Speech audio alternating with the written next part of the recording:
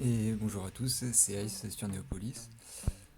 Alors on se retrouve pour une vidéo, ça fait longtemps que j'en ai pas fait, parce que le jeu change pas trop et que je vois pas l'intérêt de faire des vidéos sachant qu'il n'y a pas de stratégie meilleure qu'une autre, on a tous plus ou moins la même. Donc faire du revenu en début de saison et des points en fin de saison, voilà. C'est ça depuis 4-5 mois. Donc là on a les nouveautés pour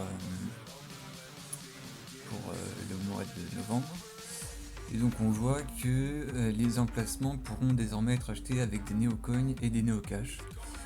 Donc clairement le jeu, ça fait un moment qu'on le sait, mais ça oriente vraiment vers le pay to win. Déjà avec les employés qu'on peut acheter dans la boutique contre néocash, avec les plans qu'on peut acheter contre néocash aussi. Voilà, je parle pas forcément du pass VIP parce qu'au final c'est pas ça qui fait le plus de différence. Ouais, c'est vraiment quand on a beaucoup d'argent ou beaucoup de moyens de trouver le néocash sur la carte, et ben on est clairement avantagé par rapport aux autres. Voilà, donc du coup, ça m'énerve un petit peu. Donc j'ai un truc que j'ai gardé pour moi qui était les néocaches qui sont réapparus sur la carte début octobre. En fait, c'est un peu le même principe qu'avant, c'est-à-dire que les cartes elles ont été changées, donc on peut plus faire un bug de répétition sur les cartes. Mais sur le billet, en fait, vous pourrez encore. Donc quand le billet il vaut 2, enfin même quand il vaut 1, sachant que vous n'en avez que 1, toujours pareil dans la zone, alors on est à Chicago, et on va au nord-ouest de Chicago, et on trouve les petites cases grisées là de Dunning. Et donc la zone c'est d'ici à ici. Donc mettons que vous avez le cache ici, à Dunning. Bon là il est pas là mais on s'en fout, c'est pour l'exemple.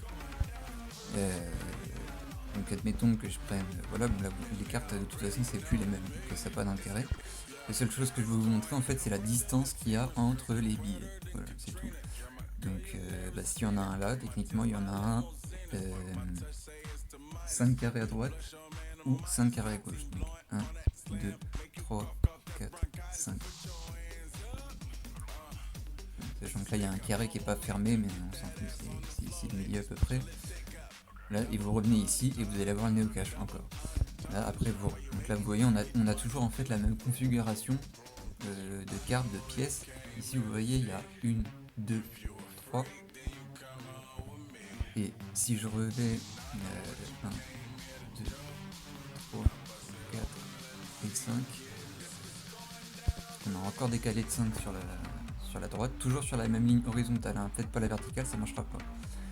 Et vous l'avez de nouveau ici, un tout seul, avec les 3 cartes là, que je vais pas ouvrir parce que j'ai des stocks d'autres choses, et les 1, 2, 3 qu'il y avait avant.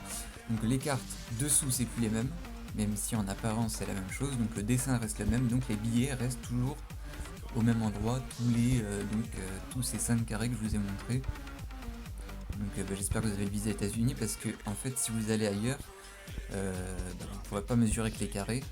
Mais si vous avancez, si vous trouvez en fait les billets et que vous avancez en ligne horizontale, vous allez toujours les retrouver au bout d'un certain moment.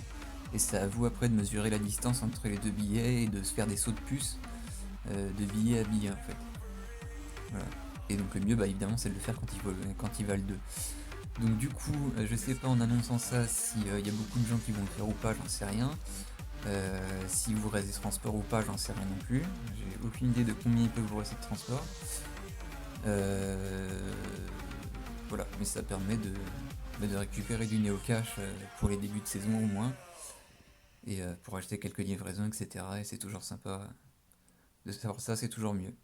Et puis j'espère que ça leur mettra un petit coup au porte-monnaie aussi, parce que moi ça me saoule de voir autant de pay to win, enfin c'est bon quoi.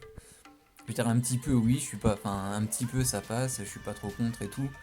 Mais là, pouvoir acheter des bâtiments directement avec du cash, bon, faut voir les prix, hein, mais faut pas oublier qu'il y a des gens qui ont de l'argent et donc qui vont complètement fausser le déroulement du jeu à tous les coups.